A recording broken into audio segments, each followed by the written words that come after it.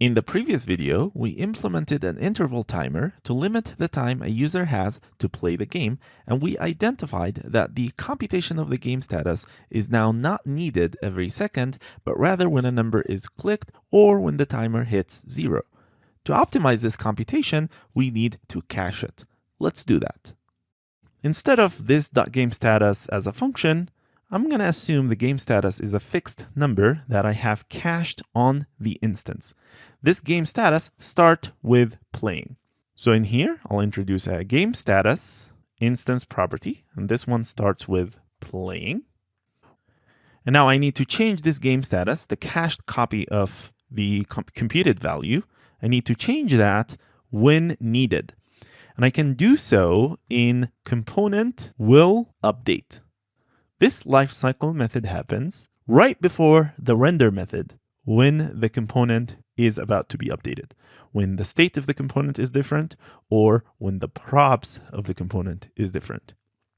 So I actually conditionally here, I can compute the new game status if there is a need to. For example, I'll have an if statement here that says if the next state dot selected IDs array does not equal the current state selected IDs.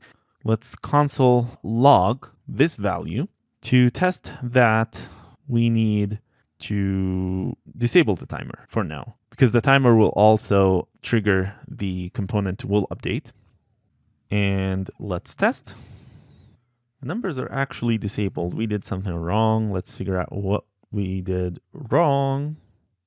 Game status. I'm not actually sure. Let's debug that. What is game status here?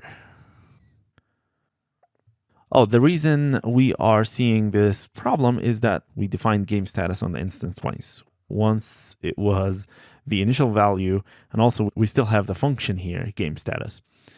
So let's call this function, instead of game status, let's call it calc game status, because that's exactly what it's going to do. Let me test now. Seems to be working. Let me clear that. And now remember what we did. In component will update, I am console logging if the selected IDs for the next state does not equal the selected IDs for the current state. So when we click on the number, we will see true. The previous selected IDs does not equal the next selected IDs when I click the numbers, because I am appending an item to the original array, and I am doing that without mutating the original array. So this condition will actually work for our case. If the next state selected IDs does not equal the current state selected IDs, or the next state dot remaining seconds equals 0, this is the only case where I need to recompute the game status. For these two cases, we need to compute the game status. Basically, this dot game status equal this dot calculate the game status one more time. Let me format this code. So this is the cache in play. I have a game status where I cache the value of the game status, and I have a calc game status where I calculate the new game status only when I need to, only when the selected IDs are different, or when the remaining seconds hit 0. However, for this to work, game status has to read from the new state, because we're no longer computing the game state on render. In here, we would still be computing on the previous state.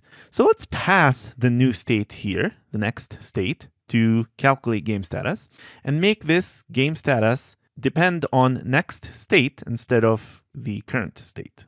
So we're reading the state in game status twice. Replace that with next state, and I think that should work. So basically, when there is a condition for us to consider recomputing the game status, compute the game status based on the next state that is coming to this component. Let's test. The timer is on and it's rendering, and I can go here and win the game. That's normal. And remember, the timer will still hit the lost case, but it's working. Every time I actually need the game status to change, the condition will be invoked and it will change.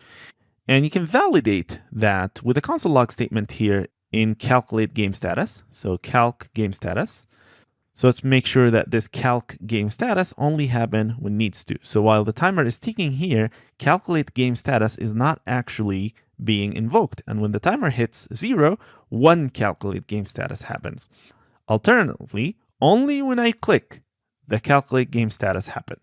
So this is a much better way for caching the expensive computation. Of course, in our case, it wasn't really that expensive, but it's a thing that you can do to optimize expensive computations in your app, cache them, and only invalidate the cache when you need to.